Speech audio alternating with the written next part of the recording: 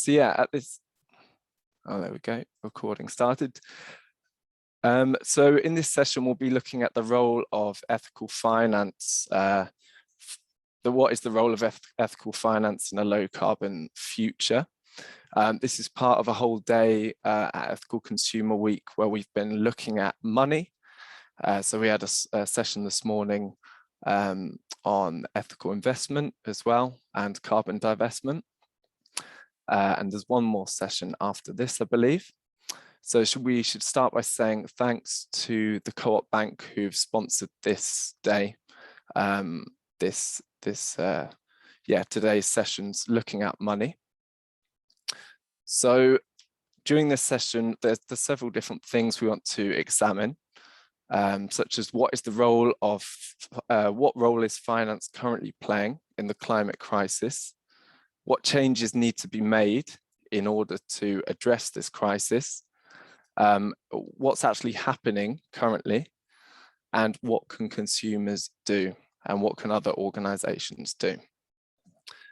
So we've got some really fantastic speakers to help us answer these questions today. So we've got Ariba Hamid from Sunrise Project and Bank on Our Future. And we've got David Heyman from Make My Money Matter, Tony Naushin from 350.org, and our very own Rob Harrison, one of the founders at Ethical Consumer. So first, we will start off by going to Ariba Hamid, who will speak first. So over to you, Ariba. Yeah, hi everyone.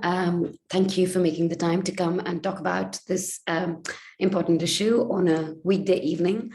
I am really happy to be here and talking about the role of finance when it comes to climate. My name is Ariba. I am the program director at the Sunrise Project, and we also facilitate the broad coalition that runs a Bank on a Future website. Alongside with partners, we work on getting all kinds of financial services to end supporting fossil fuels. That's our bigger vision. And I'm going to talk about that a little bit more in this session. But before I start, I just wanted to sort of set the stage to say that it's interesting that we're still phrasing this as the role of finance. I think unless and until we actually tackle the role of finance, the finance plays a pivotal role. Unless and until they back out of the industry, the fuel industry is going to find ways to perpetuate itself. Is as easy as that. When you think about all the science that is out there, climate science, which is clear, which says that there is no more room for any more coal, oil, or gas to be burnt if we are going to hold the climate emergency. We still see it happening. We still see the Cambo oil field is going ahead. We see coal mining plants being built in Southeast Asia. And one must ask ourselves, where are they getting the money to do that? Who is standing these projects up? And which is where the role of finance comes in. And I think the one thing to remember, if I want you to take one thing away from this session, is that the fossil fuel industry needs finance, but finance industry does not need fossil fuels. They have really no reason to continue business as usual approach. With that, I thought I'll just share some quick slides. Don't worry, I'm not gonna spend too much time on them and leave enough time for you to be able to ask questions. Here we go. And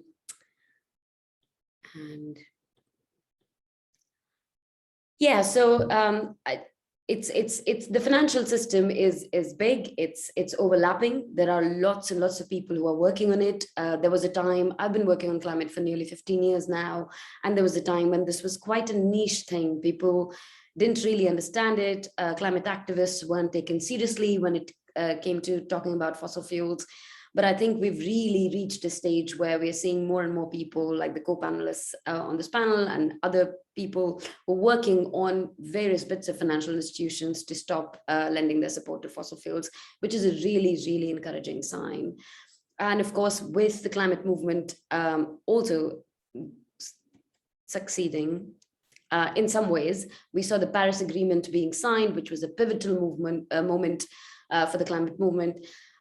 We saw lots of organizations, lots of corporations, lots of governments actually saying we need to bring global temperatures well within 1.5 limit.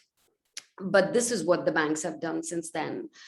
In the last 5 years, since the Paris Agreement was signed, the world's biggest banks have poured trillions into fossil fuels. And this is when they talk about how they're net zero, how they're green, how they really believe in climate change, how they're listening to the science. But behind the scenes, this is what they're really doing, and which is why this piece of campaigning is so important to actually ask banks to stop doing any of that, to stop expanding on fossil fuels, whether it's coal, oil, or gas, and produce transition plans. It's pretty simple. I think there is a little bit of tendency within financial industry to make things more complicated, but I don't think it is. And I think this is within our power really to say, the science is clear, we know what we want, here's what you do. Why are you pouring trillions into fossil fuels if you believe in science? It's a pretty simple yes or no question. JP Morgan Chase, Citi, Wells Fargo, Bank of America, American banks continue to lag behind. European banks are slightly better, but marginally so. We're seeing some movement, and there are some banks in East Asia, in particular Japan, that are continuing to be on the list of the dirty dozen. But this is not by no means an exhaustive list. It's from one of our partners, Rainforest Action Network. They put out a report called Banking on Climate Chaos every year. I encourage you to look at it for more details. My computer is slow to respond. There we go. The thing that's really made this issue come into the spotlight is of course people, as high street banks, as they're called in the UK.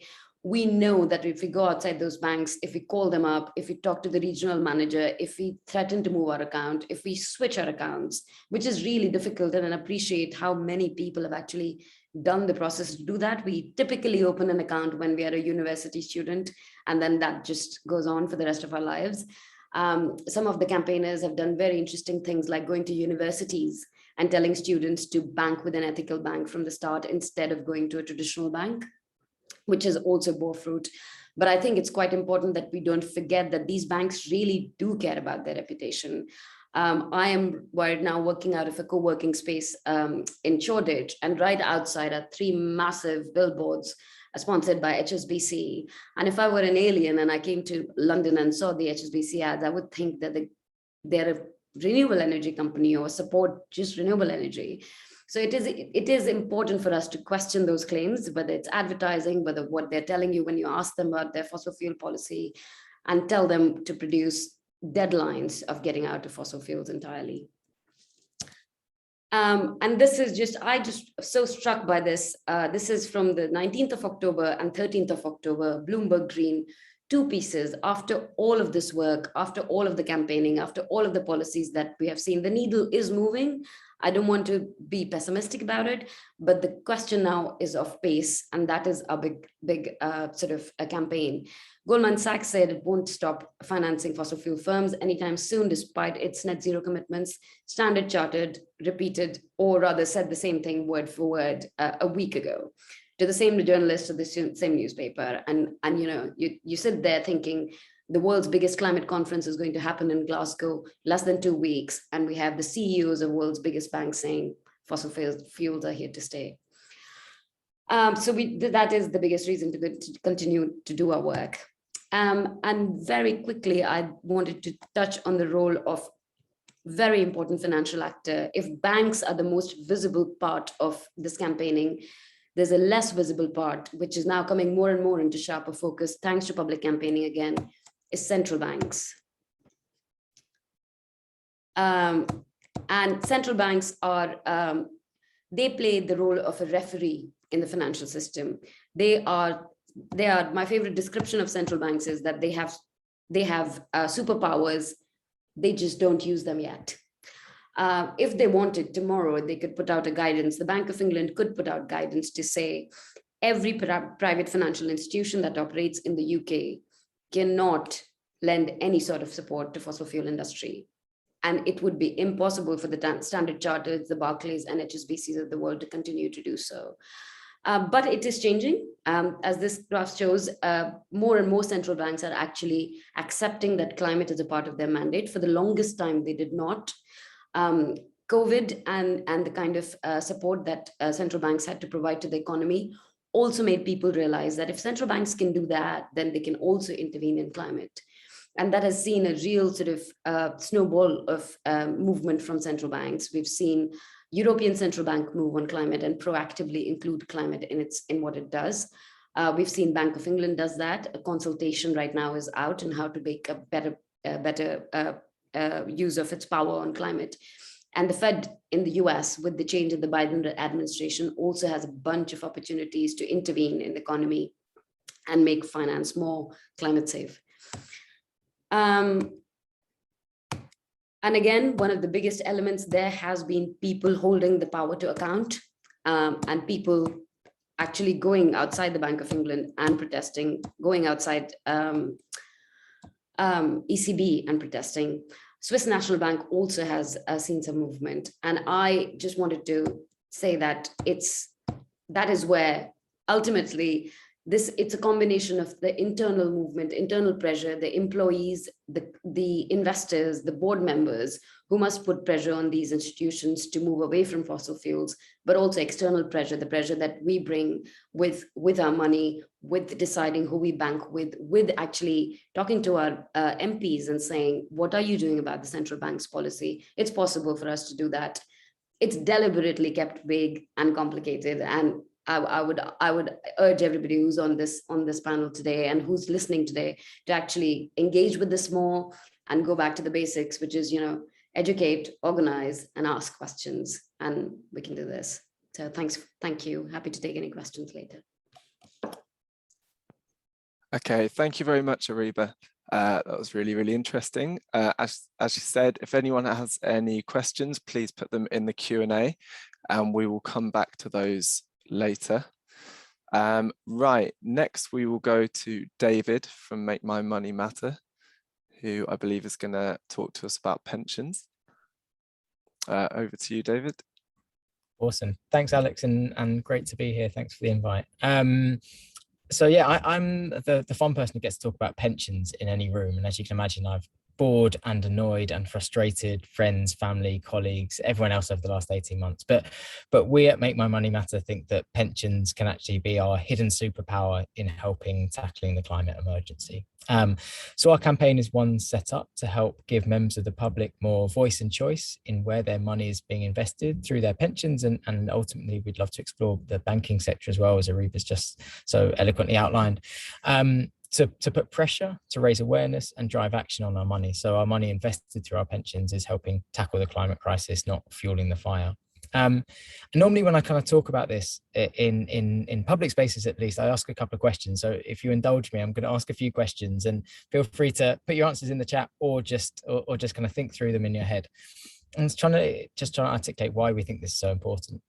The first question is, who in this room or on this panel is fortunate enough to have a pension, either privately managed or through an employer?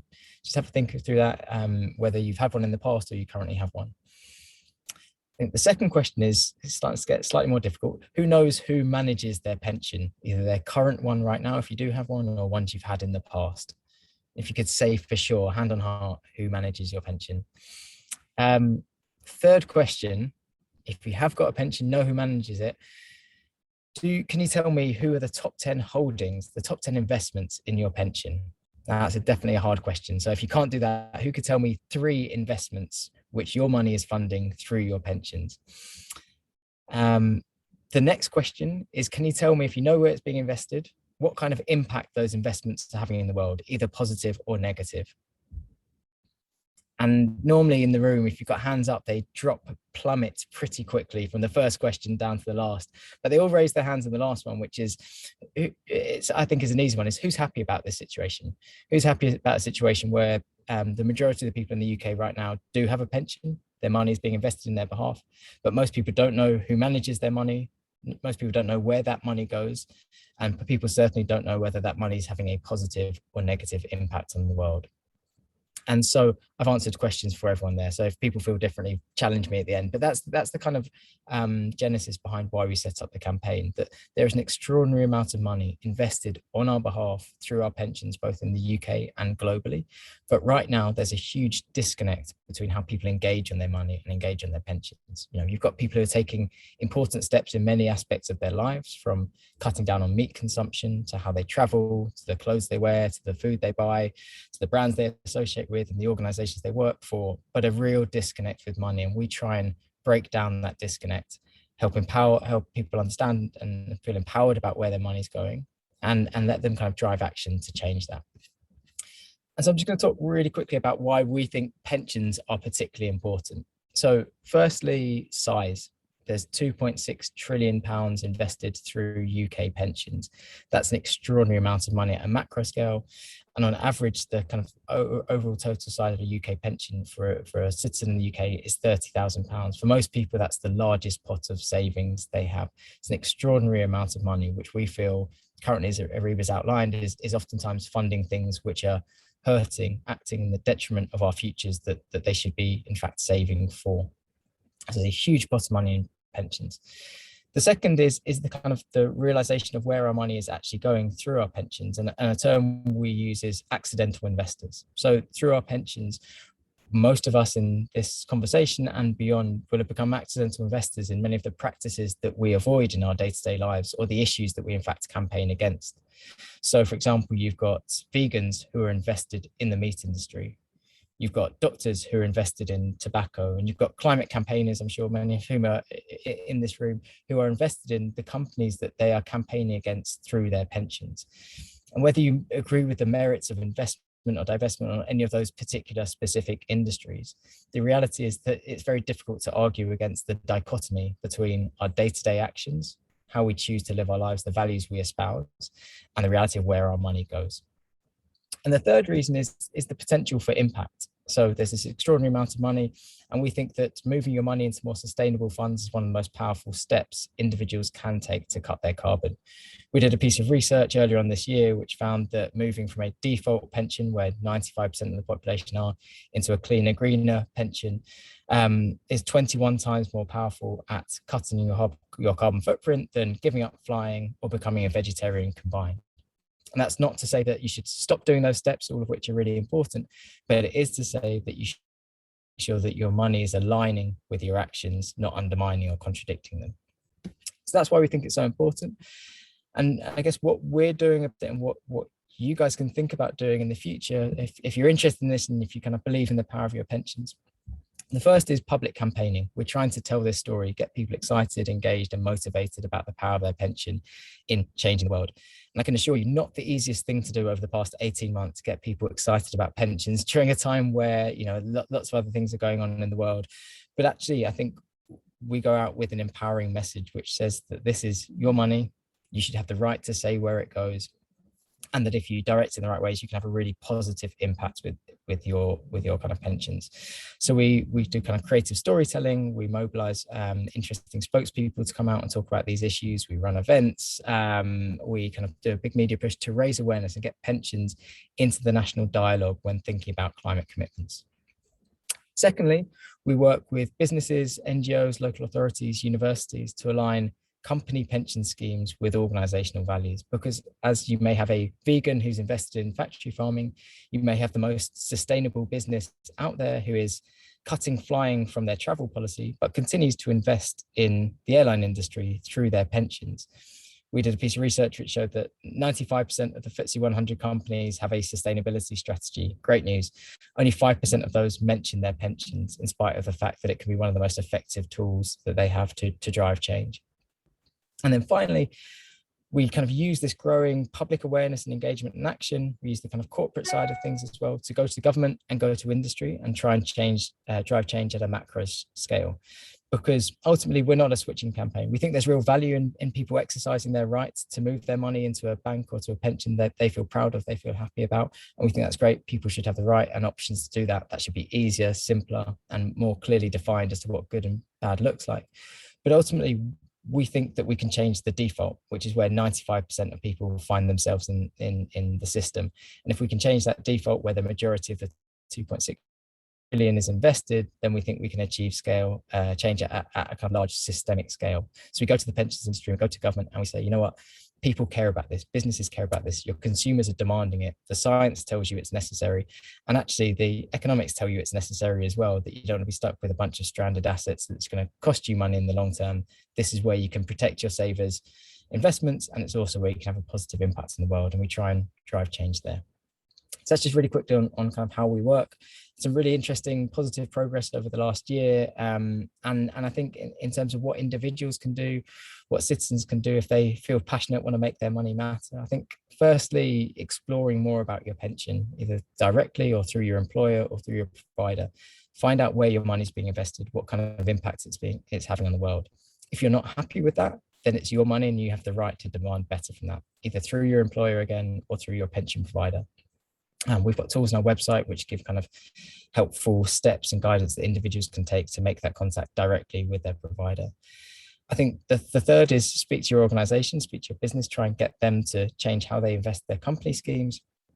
I think fourth is to really try and speak to friends and family about this issue as well. As kind of Aruba was saying, there's a real growing trend of awareness about the power of our money in shaping the world and tackling the climate agenda. But right now, it's still a slight taboo subject. It's talking about money in the UK, financial literacy in the UK, it's relatively low level. And the more we can get people sat around the dinner table thinking about the food they eat and the clothes they wear, how they travel and where their money's invested, the more we can create a real movement which changes fundamentally how trillions of pounds is invested on our behalf for the better. So yes, that's a bit about us, and we'd love to continue the conversation afterwards. Right, okay, thank you so much, David. Right, next we will go over to Tony. We were having some issues with internet connection earlier, so Tony might leave her camera off, but over to you, Tony. Thank you. Yeah, I will try to share my screen. Okay, cool. Thank you for sharing the screen. Let's try. So after this really important and also very information, like with a lot of information, this fruitful discussion, like as a continuation of this discussion that my earlier panelists did, I would try to put everything also a little bit into perspective to show how all of this, because we have heard about the central banks, the campaign against the private banks and also the pension fund, and how, where does all of this come into play and how these different pieces of puzzle fit together, and what we from as individual consumers, but also as individuals, what we could do.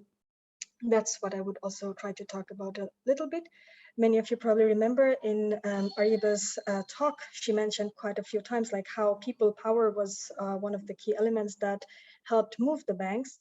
We would also try to talk a bit about what then, where we could join or help making those people power stronger in the coming days. So the next slide, please. When we talk about here, we mention quite a lot of the time like fossil finance, and I assume maybe most of you know about what is fossil finance, but if I just want to go back quickly a little bit to the basics, like why do we want to focus on fossil finance? So if we, if none of us are climate deniers, we know the main reason of climate change, there are a lot of different greenhouse gases, but the most important one is CO2. That's why we're also talking about flying and meat consumption, all of these different patterns. And these are the different sources of CO2, the transportation, our, of course, agriculture, food consumption. There is also the way we produce our energy, the way we produce our goods and services, and also the whole energy sector, like the way we extract fuel, fossil fuel in itself is a source of CO2. Next slide, please. But if you look into the total number, like the whole amount of CO2 that's being emitted, we would see that at the core of all of it, like more than 80% of the global CO2 emission, the fossil fuel industry is responsible alone with the whole processing of it, like from extraction to selling to marketing. So the whole fossil fuel industry alone is responsible for more than 80% of global CO2 emission. And that's why maybe it also addresses one of the questions I saw in the chat, like why are we saying that cutting the finance is more important than even changing the small individual practices? So then if it's clearer, then if we want to tackle the climate crisis, we need to go after the fossil fuel industry. then how do we go after the fossil fuel industry? What is the fossil fuel industry? Next slide, please. So, of course, the fossil fuel industry is this drilling in Arctic, the tar sands, for this oil fields, but at the same time, it's not only just that. Next slide. These are also these very nice shiny buildings that's nowhere you would see any coal, oil, any symbol of those. But then these very nice buildings and what we were talking about, these banks, are also one of the biggest supporters of the fossil fuel industry. So then if you want to think about, then the fossil fuel industry itself is not alone enough to sustain itself. It needs a lot of different pillars to sustain it. Next slide. Usually, when we want to fight this fossil fuel industry, we have to look at its power. And the way usually we think of power is like a very stable structure, like a pyramid where it has a very heavy, broad bottom and a very centralized top. But in reality, these fossil fuel industries doesn't have a very organic, strong power base. It's actually a very fragile power, which needs a lot of different smaller pillars to support it. And if we can take away 1, 2 of those pillars, it will topple. And that's where this whole fossil fuel, the financing comes in. And the next slide, we want to look into a bit. So the different pillars of fossil fuel. These are, you'd have to click, yeah, thank you. So one of the pillars are, of course, the banks and other businesses that gives them loan or money. That's one element. And then we see that the different government institutions, the courts and the society itself are not charging them for the harm that they're doing. Next ones. Then we see different, that's where the pension that we were talking about, the different schools, cities, and even as individuals, we have our pensions invested in this fossil fuels in terms of through the equity financing. Then we have the governments that gives them subsidy through different processes. And we people as individuals who buys the product. And if we say that then we want to change, we want to tackle it's these different pillars of power, we would need to, could we go to the next slide? Yeah, so we need to tackle each one of those different pillars. We need to change the laws to make sure that they're being held accountable. We need to do the divestment. We need to change political power, who would be not so biased through the lobby of fossil fuel industry. We need to change our practices and go towards alternative products and consumption. And then, of course, we need to tackle the fossil fuel finance. So that's one element of the whole bigger, broader picture. Could we go to the next slide? So this is where, this I wanted to also share with you quickly a bit, that in the coming October 29th, we have one of this day where we want people to take action. First of all, as we say that it's not very easy to see the connection. One of the main important thing is to make this connection clear. When we talk about finance, people are like, hey, what's the connection with climate crisis and the finance? So this is one of the biggest challenges whenever we're talking about finance, that it's not super simple. It's not very straightforward. So there is this need to make this information, it's very much clearer to people's mind, so that it also helps to fight these big industries. So this is just one element that I also wanted to tell you, and I would talk about it at the end a bit. Next slide. So, another element that is all very deeply embedded in this whole financing thing, and that we often miss out when we talk the justice issue, and then the whole climate justice, and there's also this colonialism that continues even through this financing dynamics. These are just some examples that we see the projects that even these big European banks and companies would not, because they also have this need about their image, right? And because of that image, they wouldn't finance such projects like very bad projects like fracking in Europe, but they would finance projects fracking in other parts of the world, like in Argentina, in fact. So these are just two examples to show how even they're also in this different power dynamics. So it's not really also even straightforward, even when we attack the finance, and even when we're engaging with these banks, they could, initially, it could be like, it's not just about stopping projects in Europe or in some parts of the world, it's about stopping projects in everywhere in the world, and also making those invisible fights that we don't see so often, those visible as well, and connecting those. Yeah, so these are the examples from Vaca Muerta and crude East African pipeline. Yeah, next slide. So in this, so when we talk about, we also need some solid examples. So when we talk about private banks, for example, Deutsche Bank is one example. So we can ask Deutsche Bank to stop their projects. This is just example how many different projects just in Europe Deutsche Bank is involved. Next slide. What we could demand Deutsche Bank like, oh, don't fund this one coal mine. We could ask like, oh, 1 second, I have some interruption.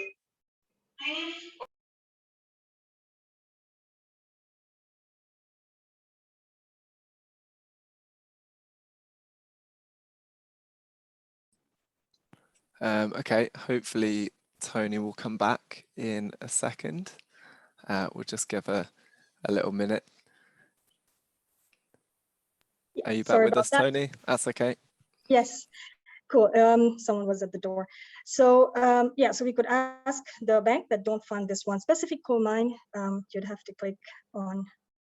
We could ask don't fund any coal. We could ask bank to don't fund any fossil fuels. So these are these different layers.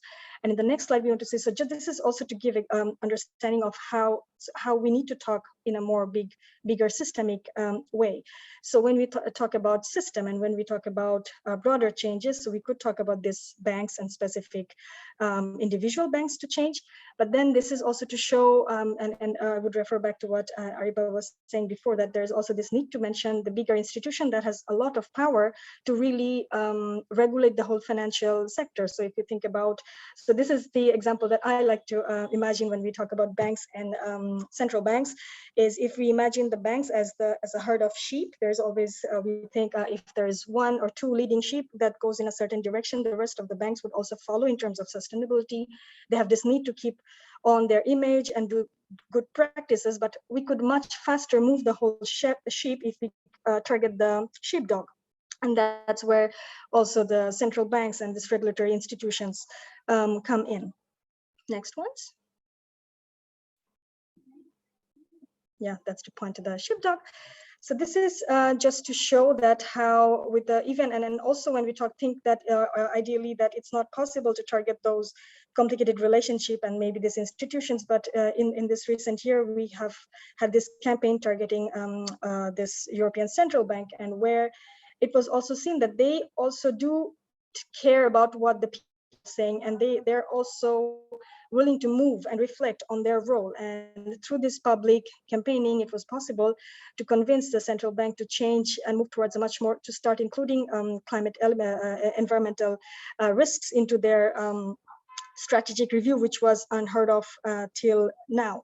So these are all just to also show how there's this broader systemic elements, and there's always this dynamics between each of these institutions, and how with people engagement, it's also possible to move each of those. And as we are facing this climate crisis with an emergency, like we see that the climate impacts are getting worse, that also means that maybe we do not have time to just go asking one bank to just stop investing in one project anymore. Maybe we also need to think in a broader system reform way, and that would mean we need more and more people, and we need way more collaboration to happen. Next slides.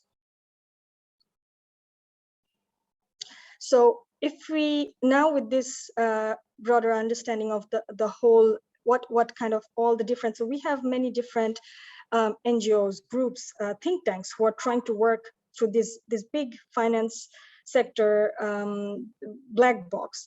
And that means there are a lot of work going on, and that there needs a lot of collaboration as well. But where does then people, we as individual, come in? What's most important is that we really need, as we were saying, like these are very black box, and finance sector itself benefits a lot with all its complicated terms and this hidden relationship that's there. If we really want to move these pieces, we really need to also make sure that we can communicate and make sure that these stories are not just jargons. We also need to make sure that we can connect with people. And that's where what's needed, that we as individuals, first of all, what we could do, we could talk about these different elements, whether you decide to look at what your pension fund, where your pension fund is going, whether you decide the private bank that you're involved with, or you think, I want to do more, I want to think about what my government the central bank is doing of my nation.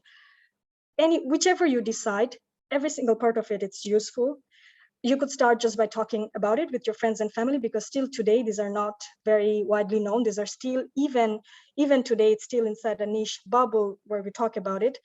Then the second thing is very easy, that you could think about participating in some online action. Even that helps.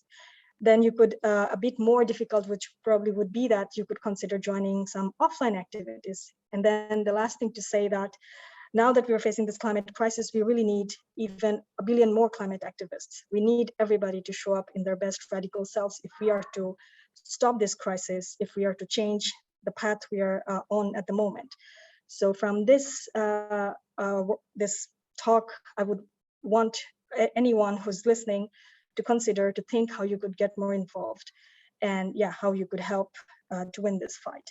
On that point, I would just share quickly that, as I shared before, on next October 29th, next slide, we have this Finance Day of Action. So Global Day of Action against the finance. Okay, I forgot to include that slide. So we have this October 29th, Global Day of Action against the finance. So wherever you are, you could also consider helping, joining in, learning more, and sharing with your friends and family. Thank you. Okay, thank you so much, Tony. And we will go to Rob next. And just to let everyone know, Tony has to leave a bit early from this discussion today at about 6, I believe. So if you have any questions that you specifically want to ask to Tony, then please make sure you ask them, and we'll try and get her to answer before she leaves. All right, over to you, Rob. Hi, everybody. I'm probably going to appear on screen quite soon. Just waiting. So yeah, I hope the internet holds out. I had to drop out earlier because it told me that it wasn't working. Something about this time of day, so the demand goes up a little bit. So I'm Rob from Ethical Consumer, and I'm one of the founders, and I've been here for a very long time. We published our first buyer's guides to ethical banks in 1989, which was 30 years ago. And so we've been looking at, we've been trying to unpick what constitutes ethical banking and what doesn't for quite a long time. So I bring a kind of quite a long perspective to this. I'm just going to start by, it said in the brief for doing this, explain a bit more about your organisation. And it seems almost slightly pointless to explain a little bit, about Ethical Consumer in Ethical Consumer Week, because most people probably know about it. But I think I can, by just talking about a few of our projects around finance, I can just kind of illuminate a little bit about what our thinking is in this space. So the first thing that, the most obvious thing that Ethical Consumer does is it produces buyer's guides for ordinary people. And we now have buyer's guides on our website to 13 different financial products, from banks to pensions to insurance to savings and investments. And each of those is a kind of chunk of research, and we make those available to the general public. They are the most popular guides we publish. We publish stuff on food and cars and pretty much every consumer good that you can do. But in terms of people who use the stuff on the website, it's by far the most visited guide. So there's real public interest out there in what we do. And that has been for quite a while. And in a sense, we understand that to be because there's no kind of benchmarking of green claims out there anywhere else. In an effective way, and there's banks have been making spurious green claims since at least 1994, if not earlier, and and in a sense it's good to see that other people are coming, because Ethical Consumer doesn't have a massive resource. It's good to see other people with more resources coming down the line to help us unpick the greenwash in this sector, because there is a lot of it, and I think people are aware of it. So the kind of first thing that we do is we publish for consumers and we try to cut through greenwash. They're very popular. The second thing that we do is we produce research for other people. And some of this research is around finance. And one of the things that we do is that we measure ethical market size by various methods. And one of the markets that ethical markets we measure is ethical finance, which includes both banking and pensions and this kind of and ethical investment funds. We saw in the last 12 months, kind of in 2020 during the COVID period, a growth of 18.6% in that market size, which is very big. I think it's probably the fastest it's grown, perhaps for at least 10 years, and I can't remember any further back than that. So there's been real spectacular growth in money going into what you might call ethical funds, but then again you might not, because, you know, as we say, that there's greenwash in that sector, quite some of which claim to be fossil free, some of which aren't, and this kind of stuff. So you know, our experience is showing us real growth of interest in this as an area. So the other thing that so that piece of research was for another organisation, but we've also produced research for which the Consumers Association this year, also ranking banks on sustainability, because they asked us to do so. And this is again the first time in 30 years that the mainstream Consumers Association in the UK, which has millions of members rather than the hundreds of thousands that read Ethical Consumers website, it has millions read its website. And we published an in-depth piece of research on sustainable savings accounts for them, and because it was which, they allowed us to do more in-depth research than we usually do, because they got bigger budgets. And we discovered some really interesting things about the speed with which mainstream UK banks are moving towards articulating their transition plans, which I'll maybe go back to a little later.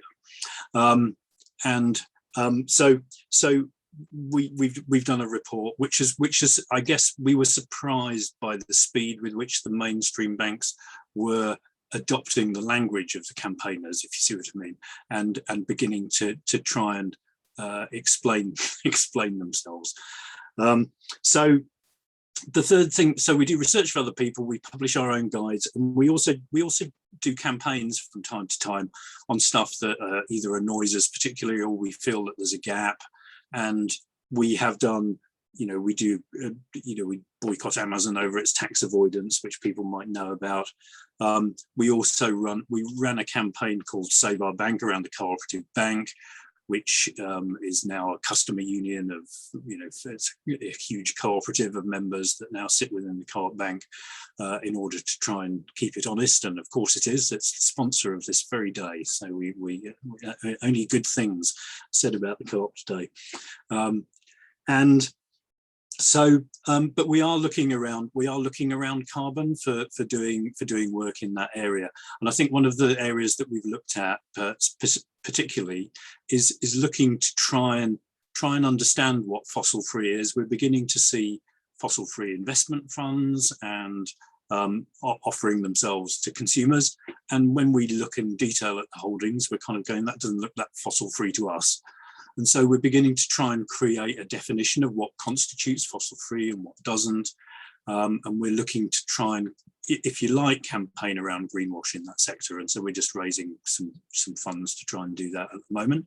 And so we might come out with something next year around what constitutes a fossil free fund. Because the more you ask the question, the more complicated it gets with supply companies and all the rest of it. But also we're looking at broader campaigning around climate change, and that's one of the kind of goals of this week, is just to explore, you know, where the opportunities are to mobilize consumers as political activists, really, around trying to drive change in these markets. And that's one of the things that we're trying to do in this particular session, this week. And just before I finish, I just reflect on a couple of other questions. So this is the kind of the fifth session that we've had today, and I've been to a couple of the other ones. One of the first ones had Charles Secret, who works on something called the CEE Bill, Climate and Ecological Emergency Bill, which is a piece of activism in the UK.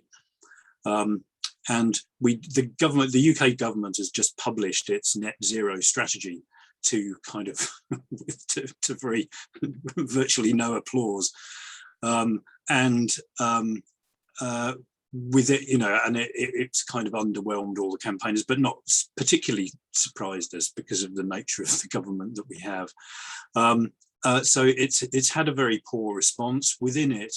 It's identified the need for within already, what is an inadequate plan. It identified the need for £90 billion of finance in kind of building new assets in the economy to transition to a carbon-free economy. So it's identified the need for a lot of money, but it hasn't really made any available from its own coffers, because in a sense, it's kind of implying that it thinks the private sector is going to get in there. So I think the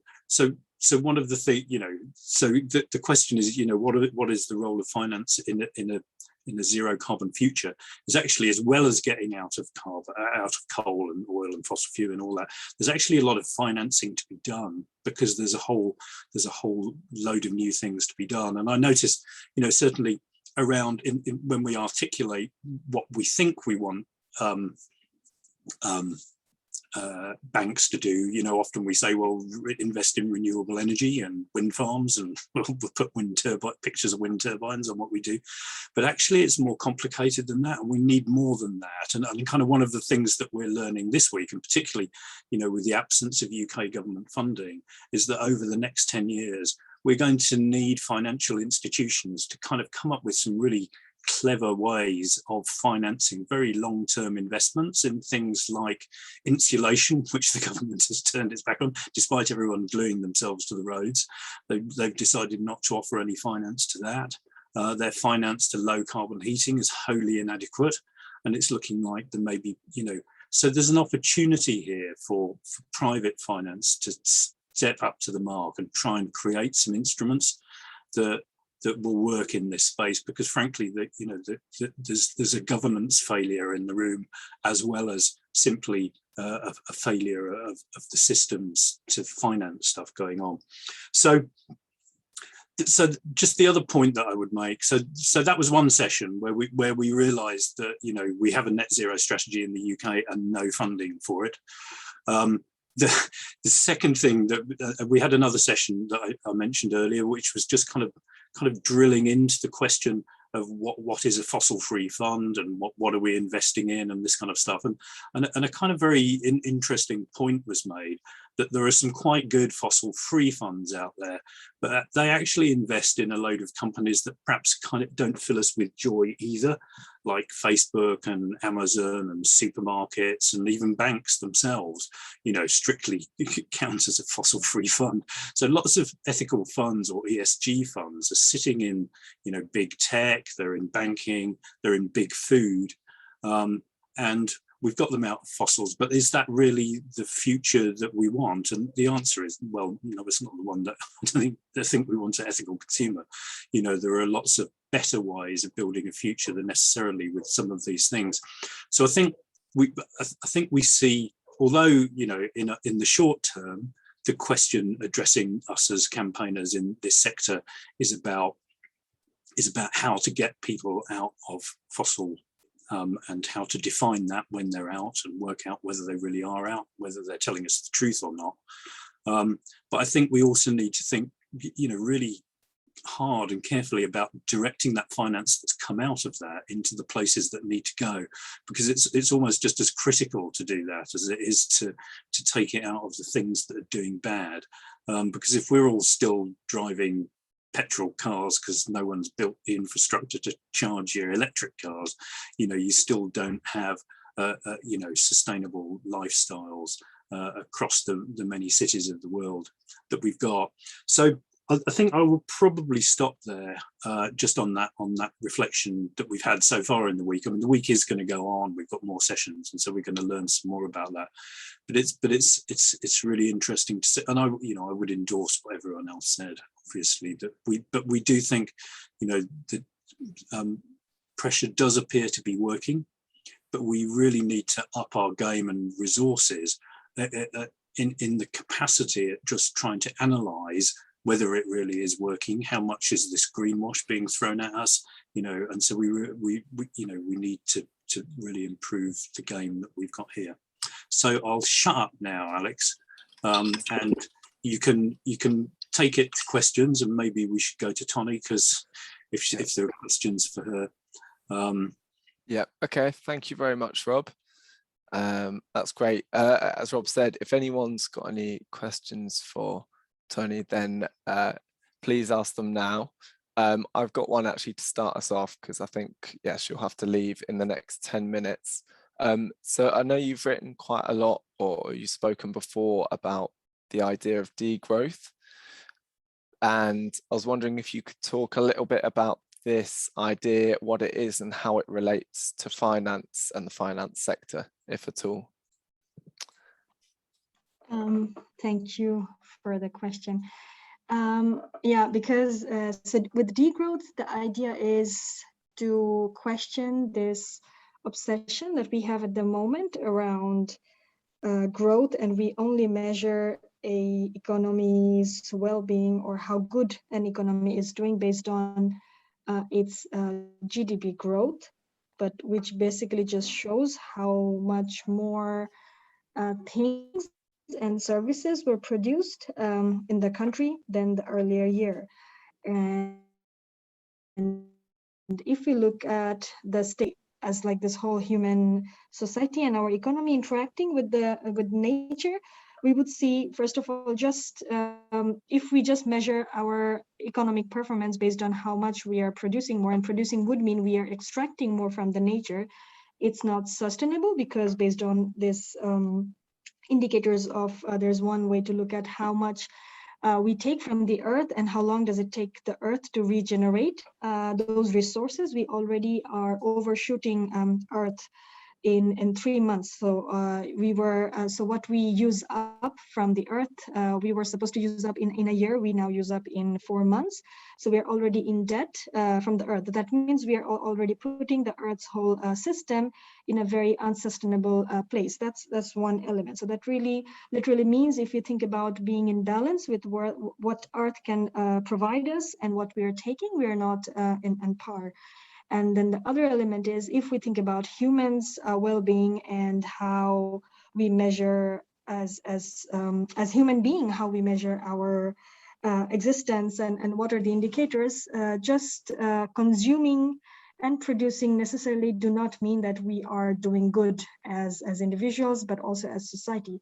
So then the question is to then question this whole way of looking at the economy, and then this whole way of interacting. And if we then fundamentally change this growth obsession, that would mean we need to rethink the way we live and interact with nature. And then the other element would be in all of that. So not going into too much, because degrowth itself talks a lot about how we could prioritize the care work and regeneration instead of this whole consumption-driven economic relationship. So that's one element. So that also means like reduced work hour. That also means creating more space for regenerative activities. So those are different elements. But then where does finance fits into all of this? So one element, because in regular finance, we always, there's this expectation, right? If I'm giving you a money, and on this expectation that you will be able to use this money in a proper way, and that would generate some profit, and I would then get back some parts from that profit.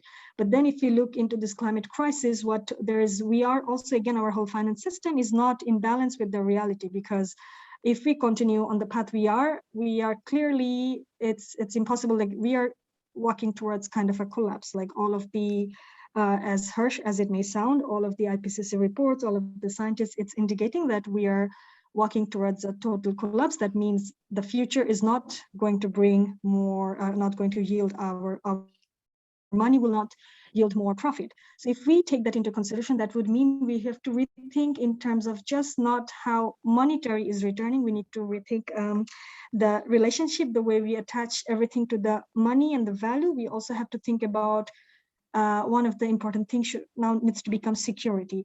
We need to prioritize if the stability of the earth itself could be a bigger return. And that means then the money needs to go more, not if it's just giving us higher monetary return, but rather if it ensures a more sustainable existence, a sustainable earth. And that wouldn't bring like yield in monetary terms. So that really means in terms of degrowth, it really fundamentally questions the existing finance and money relationship, and asks to look at it in a different way. Sorry for taking so long, but I hope it answers some of the questions. No, thank you, Sony. No, that's great. So I understand that you probably have to go off any minute now. So I'll thank you very much for joining us today. And yeah, I think one of the things that, one of the things I took away especially was that on October 29th, there's the Global Day of Action. So where can people find information about that, Tony, just before you go? I can post on the chat. There are a lot of different groups are organizing for the day. For now, I would quickly share 350's the Day of Action page. And there's also this whole, let me quickly share that with you. And thank you for organizing this very important panel. And thanks to all my co-panelists, and also for your very interesting question at the end. So we are calling the Day of Action with the hashtag Defund Climate Chaos. So it's also very much on this on the topic. We are demanding that all the institutions who are involved with financing these different fossil fuel companies, they defund them and stop funding the climate chaos. I will quickly put on the chat. You could proceed with the others. I guess I would just need to look up in a minute. Okay, great. Thank you so much. Okay, fantastic. So there were a couple of questions in the chat. I'm going to combine two of them because I think they are quite similar. So one person asked, and I guess this is aimed at David, but anyone can respond as well. One person asked, can we choose, is it possible, I guess is the question, to choose an ethical pension scheme? And is it possible to invest even if you're currently unemployed? And kind of related to that, Laura asked or said, I've spent ages moving my pensions, researching different funds and providers, have contacted providers like Nest, and they just send you a kind of generic template answer. Are there any tips for people who don't have much time as how best to move their pensions away from fossil fuels and other industries that are having a negative effect on the climate? So I'll go to you first, David. Yeah, thank you, and great questions. So on the first one about are there ethical pensions out there, I think absolutely. And there's a really helpful guide come out from Good with Money, which looks at the 6 best ethical pensions of 2021, something they do every year, and they've got a variety of different options within there, which I'd encourage people to look at, and I can put that in the chat afterwards. I think there's a really interesting dynamic to this question, though, which I think Rob touched on as well, which is what does ethical mean? And we are not a purely climate campaign. So we often speak to people who will be very, very anti-investing in tobacco, for example, or anti-investing in alcohol, or anti-investing in weapons or the meat industry. And so one person's ethical fund, which may exclude fossil fuel companies, but as I think Rob mentioned, include Facebook, Amazon, Google, and others, does that make it ethical or not? And I think for us, we're not trying to tell everyone how to invest their money and kind of project our ethics or values onto individuals around the country. What we're trying to do is encourage people to ask these questions for themselves, find out where their money is going, and enter into a dialogue, put pressure on their pension providers to offer them more products and services which are aligned with their values, which do kind of respond to the needs of people and of planet as well. So there are definitely ethical options out there. I also think it's a values question for individuals to think about themselves and to engage in a dialogue. That's not the best, simplest, most straightforward answer for people, but I think it is important to recognize that people come at this from different entry points. So that's on the first question. Can you pay into one even if you're unemployed? Yet you can still do a personal pension and make personal pension contributions even if you're not currently working. So I think there are self-SIPs which you can set up.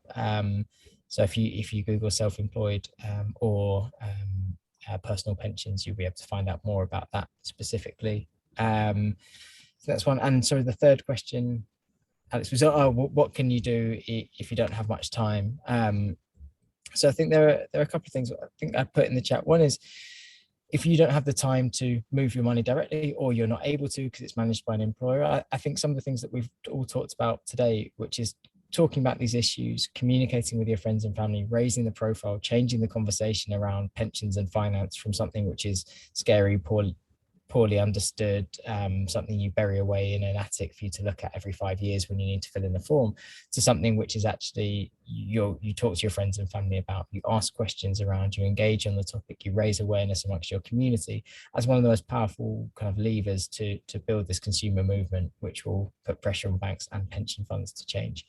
We've also got a tool on our website where you can contact your own pension provider. We've got a list of the 100 largest in the UK, and call for them to make robust, ambitious climate commitments at a kind of macro level, as I was talking about. So less about moving your individual money, more about advocacy and change, using your voice to kind of pressure for change there. So there's a couple of things you can do. Okay, great. Thank you, David.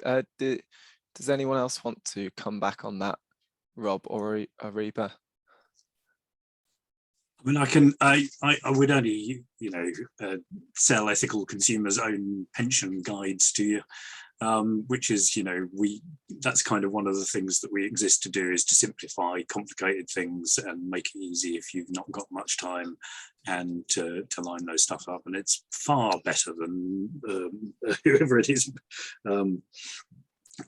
Yeah. So yeah, I mean, we have guides very specifically for that. Okay, Fantastic. And now every time I reference Good With Money, I'll also reference Ethical Consumers. Excellent, of course. Guides as well. Yeah, otherwise you won't get invited back again, David. There. Ariba, did you have anything you wanted to contribute on that point, or about pensions more generally? Actually, on pensions, I think I found asking my employer, if you have an employer, to ask questions slightly more useful than doing it myself, just because it's a group pension, so it works better. But it took a while, so I completely empathize. But I wanted to make a larger point about, I think I completely get that we all want to know, okay, what's the easiest fix to the situation? If I don't want to fly to Glasgow, can I take a train and that's it? Or what's the easiest fix? I don't want to buy this product with palm oil in it. What's the alternative product? Lush doesn't use any palm oil, done, But I think that era of also consumerism is probably over. We're being asked to put more on the line, and that means making those phone calls, and that means engagement. And this is reflected in the finance campaigning as well. I think when this movement started, it was university students saying our colleges should divest from fossil fuels, right? And that worked. And I think that was really effective. Divestment really started this sort of massive wave of people understanding where the money is going and why it's going there, and asking those questions. But I think divestment is also a blunt tool. Divestment also ends, sort of, this is what David was touching on a little bit earlier as well. It just sort of puts an end to engagement. And I think we've reached a point where we need the existing big institutions to do better, instead of creating smaller alternative ones where some of us who really care about this stuff go to. I think the mainstream needs to do better. And to be able to do that, we actually need to engage with them, put pressure on them, put pressure on the regulators to get the entire financial system in line with 1.5 instead of one account at a time. So I just wanted to sort of reiterate that. And this is top of my mind also because of the net zero plans that just came out, which Rob touched on, and the fact that lots of us are going to Glasgow in the coming 10 days or so to be able to, see what the government's commit to. Private finance is not even on the agenda. That's where things are at. And I think it's both a challenge, but also an opportunity to actually keep pushing what is the role that private financial institutions are playing with the pension funds or insurance companies or banks on spurring us on towards a climate emergency.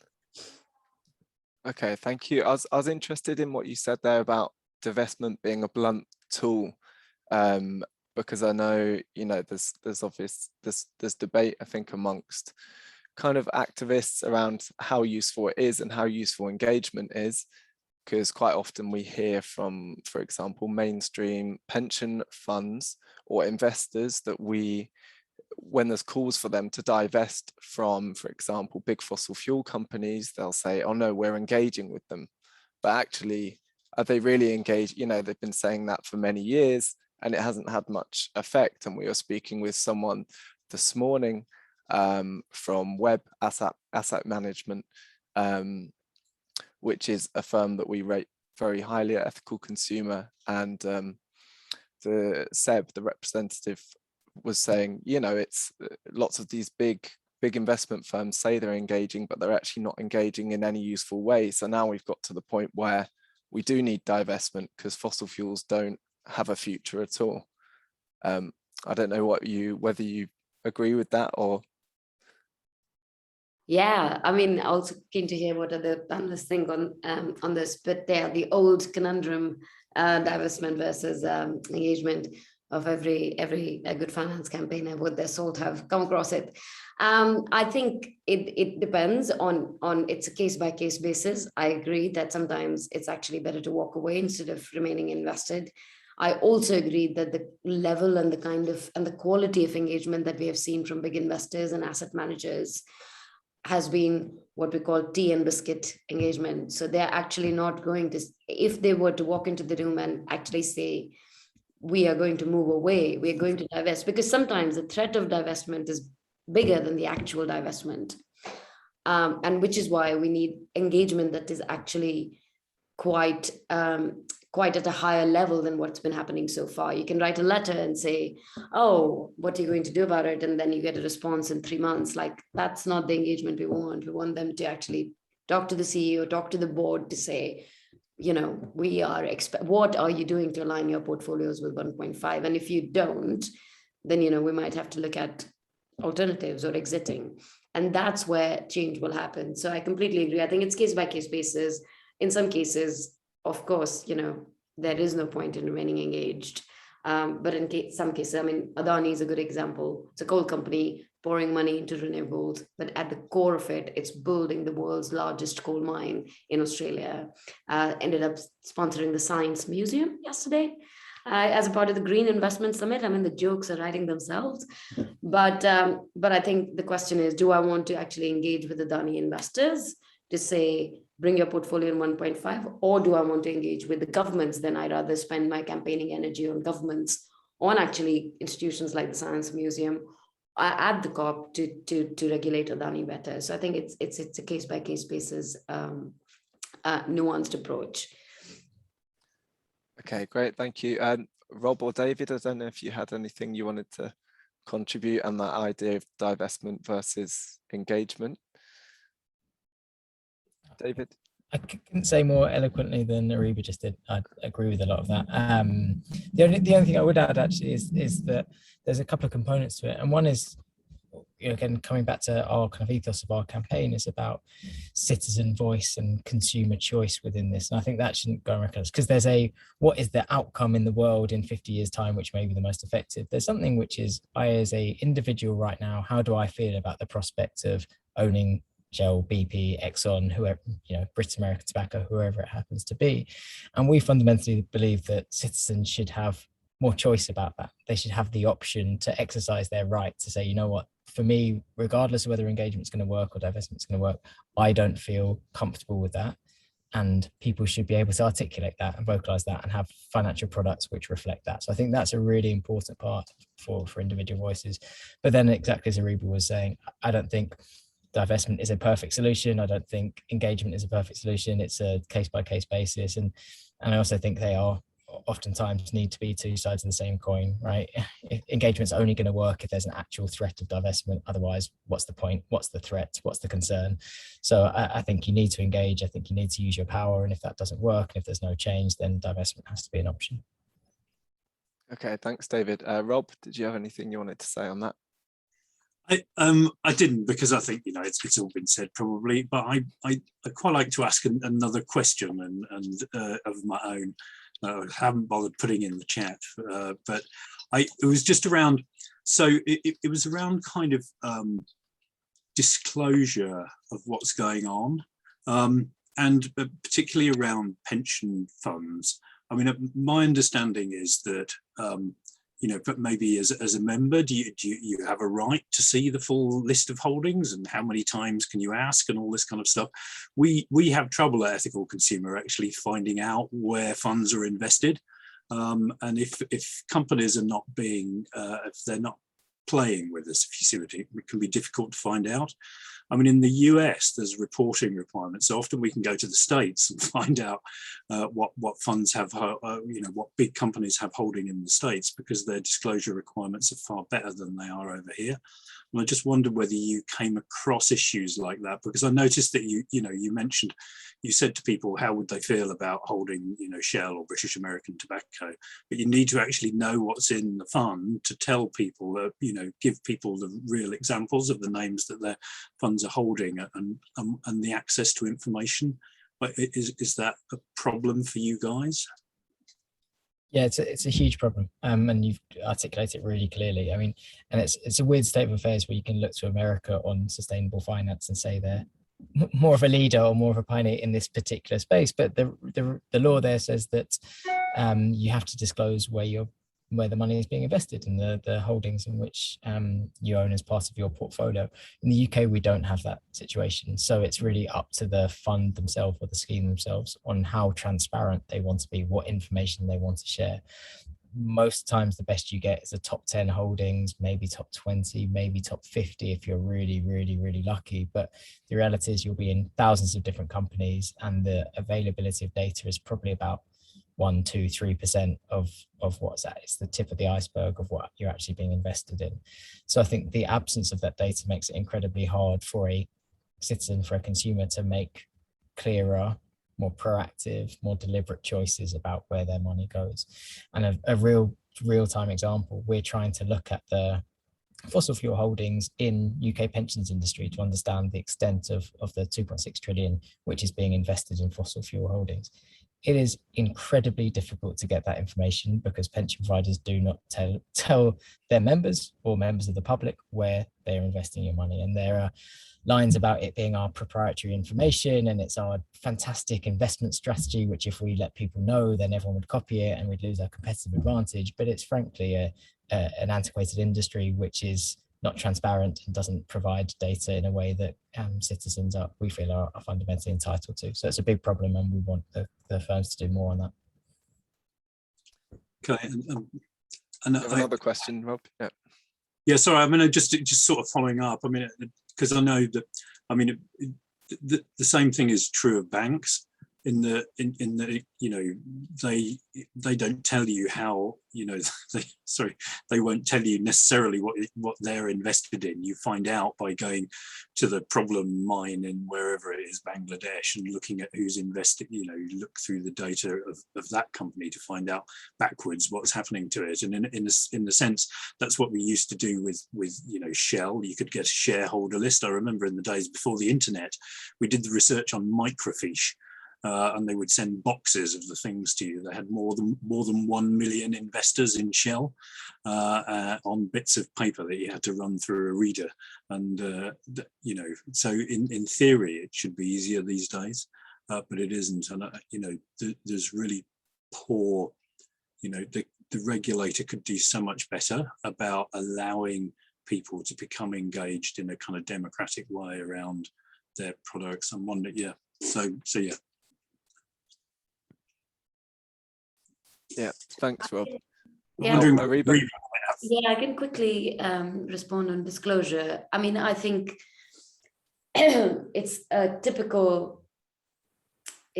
one of those bittersweet things where you want the banks to disclose, but then they've also reached a point where they're like, oh, we've done disclosure, that's enough. And we're like, no, the disclosure was the first step to start actually doing something about the state of the balance sheets that you have. So you've seen lots of banks sign up to TFCD, which is a mechanism to disclose where they're invested. Voluntary disclosure schemes are plenty. In the US in particular, lots of banks think that if they voluntarily disclose some data, not all data, that is enough. But they've also started to use disclosure as a perfect foil not to do anything else.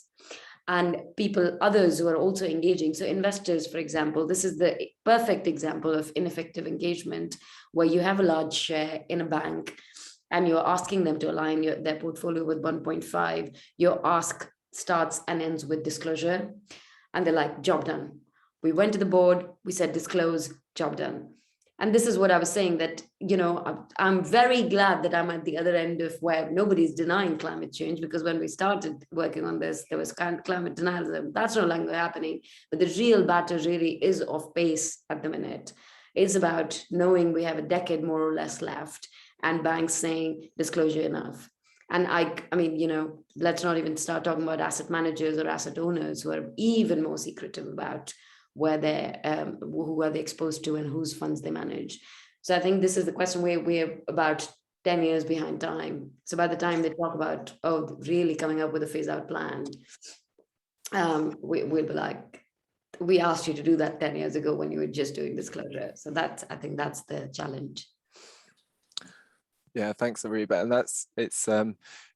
I spoke to Andrew Behar from As You Sow, which is a really fantastic organization in the US who's done a lot of work around investment funds. And one thing he said was they did some work around pension funds in Europe and the UK. And he said, yeah, the big problem was getting them to disclose stuff. And actually he said the tactic they chose, the one thing they chose to do, because there was no transparency, was just guess, based on their sort of, what they knew pensions were probably invested in. So they put a list out, and then actually the funds came to them and said, no, we're not invested in these things, we're invested in this. So they sort of forced their hand that way, which I thought was an interesting approach. We've had a comment in the chat and a couple from Laura, which I think brings up an interesting point. What she was saying about moving her pension to a sustainable fund, but it's still invested in things like Google, Alphabet, stuff like this. And we've touched on it in other sessions. Is there a kind of trade-off sometimes between, I don't want my money going into fossil fuels, but then all that's left, and I imagine this is what some pension funds probably say, all that's left is the likes of big tech, which has its own problems, or tobacco or arms. So I don't know if anyone wants to talk about that. Is there necessarily a trade-off or a tension there? a tricky question, isn't it? I mean, I think that, the answer, because we're focused on the climate in this session, I think the answer is that if you're looking at organizations through a climate lens and you're divesting from fossil, you need to be going into something else using at least the same kind of difficult questions. And it's been really interesting looking at Google and compared to Facebook around climate change denial and what they're doing around trying to moderate the misinformation that's flying across the channels that they have. So it's about, you have to ask a different question of a different industry, but it makes no sense to divest from one into another without asking coherent questions about impact on fossil discussion too. Big food is another big problem. And as I say, to find the very banks inside of funds who've divested is weird, because the banks we're trying to hit over the head for not having divested themselves. So it's a really tricky business. Yeah, and I mean, I think the blunt answer to the question is yes, there are trade-offs. I mean, it's difficult out there. I think it would be incredibly difficult for the 2.6 trillion in UK pensions to all be invested in a way that everyone was comfortable and happy about, and that would get returns to protect for their members' retirement and. So it is a challenge, and people have to weigh up those trade-offs. I think the climate emergency is clearly the most pressing issue that I certainly feel like we are facing of our time and needs the full force of everyone's attention and action on. But there are others around that we've touched on around Facebook or around tobacco or around other industries.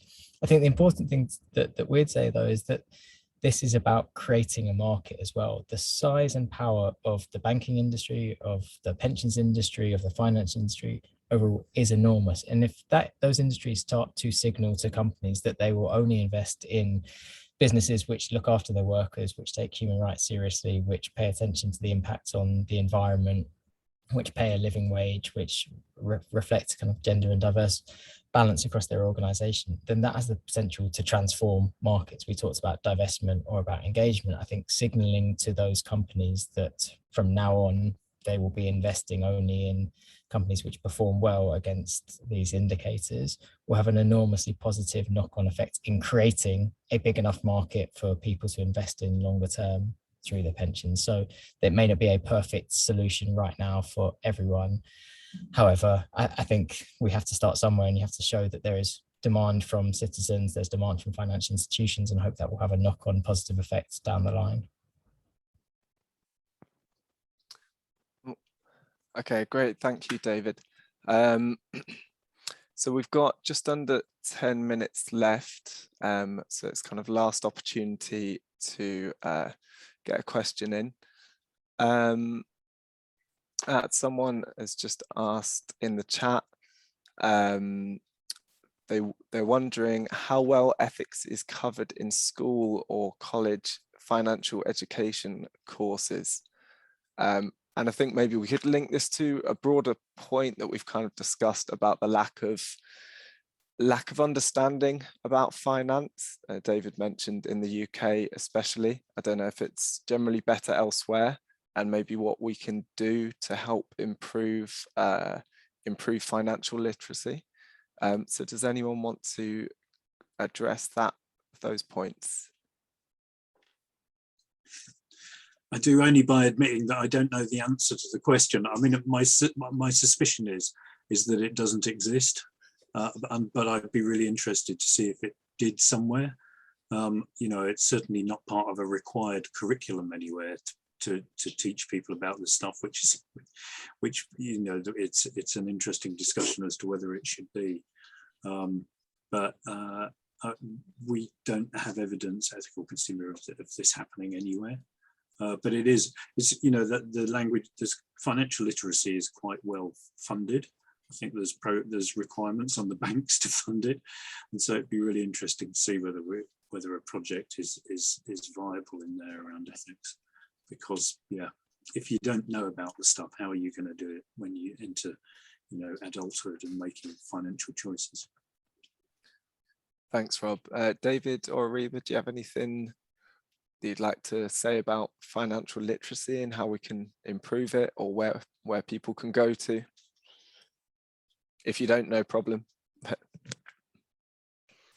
I was going to say that I forget ethics. I don't think they taught about climate change in financial education courses, which is the real problem, right? Because we, again, to go back to the example of central banks, the fact that for the longest time, central banks thought that climate shouldn't be a part of our mandate because the economy will regulate itself. And COVID showed that turns out economy is made up of people, and anything that affects people is going to affect their mandate. So it has taken us so long to actually get to this point. So I think just having mandatory climate sort of education classes for people who work in the city might do us many more favors than you know, trying to make people like you and me financially literate, which is also important, which is the other side of the coin. So yeah, my sense really is, and also keen to hear David's take on it, because he's working much more closely with making people ask questions about their pensions. One is that this stuff is, I've said it before, I say it all the time, I say it to my team, is deliberately made complex. It is not. It's like law. If you try to engage with it, you'll be able to ask questions and you'll be able to hold decision makers to account. And I don't think it is. On the face of it, it looks quite hard. There are terms like quantitative easing and prudential policy flying around, and you're like, what? But I think it is possible to engage with it. It is possible. Now there are lots of resources. Positive Money in the UK, for example, does some great work. There is Green Central Banking, which is a website that the Sunrise Project runs, aimed at central bankers, but also really simplified version of what policies we want. Make My Money Matters, educating people. So I think 350, and Tony talked about how much they are reaching out to folks. So there are loads of places. There's loads of places to educate yourself, to engage. I mean, I know that the FT looks and sounds scary, but actually they have an entire section dedicated to climate. They do climate news every day. And it's quite interesting to also browse through that once in a while and see what the opinion makers, what the mainstream is talking about on climate. So those would be my sort of top tips. Okay, thanks, Aruba. David, anything on that? Yeah, I just paraphrase two things that Rob said. One is that there's no mandatory financial education in schools. And two is that financial education in schools or for young people is sponsored by banks. And I think people can make their own conclusions from those two statements. But my sense is it's in a really poor place and we need to do better for education, certainly. Okay, great, thank you. We've only got a few minutes left, so I think I'll just do a quick summary of some of the points, most important points I've personally taken away from the session, and then I'd ask if we could finish with each of the panelists giving one or two key things that people can do or key messages that they want people to take away from this session. So first of all, I'll just run through a few things that I really thought were important. So Aruba started off by saying the fossil fuel industry needs finance, but finance does not need the fossil fuel sector. I also was interested and wanted to ask more, to be honest, about the power that central banks have, that they have these superpowers, but they don't use them.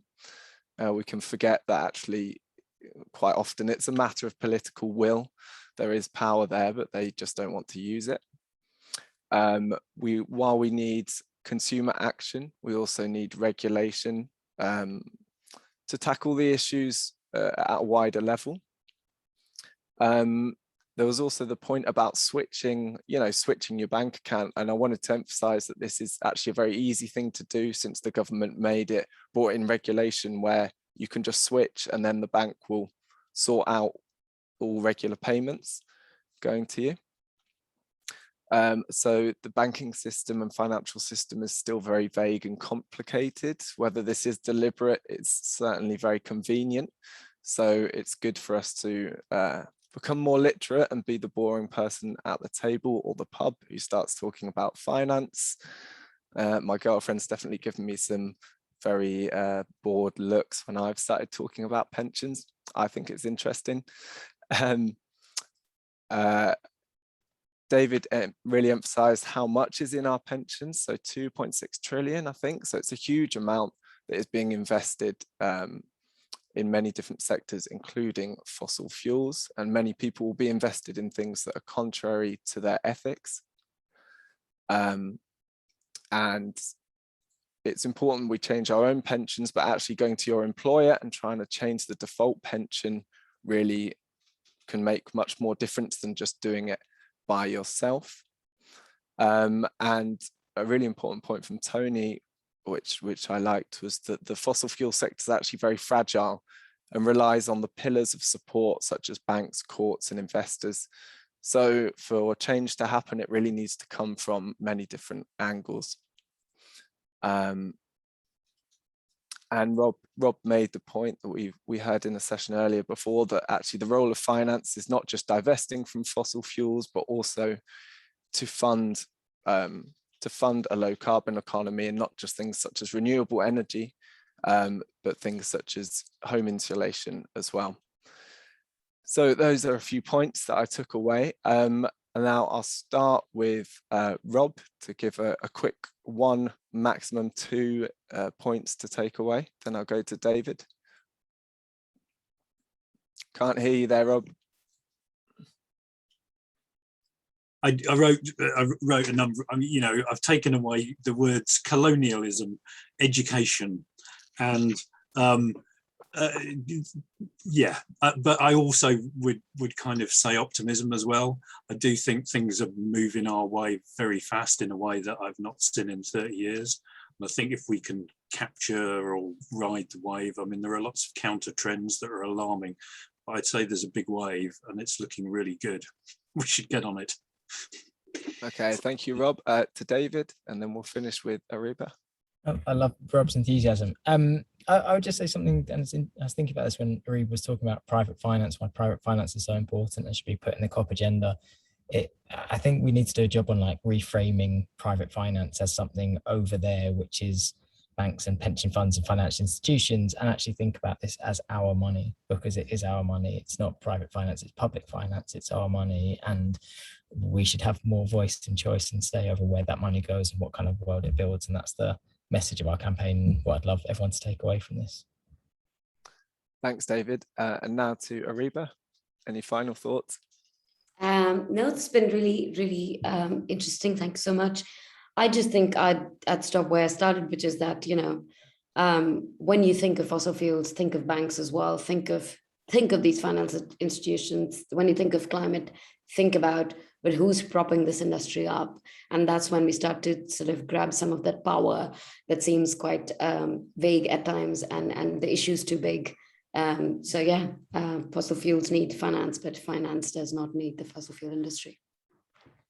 Okay, great. Thank you. Thank you so much to all our panelists and for everyone who attended.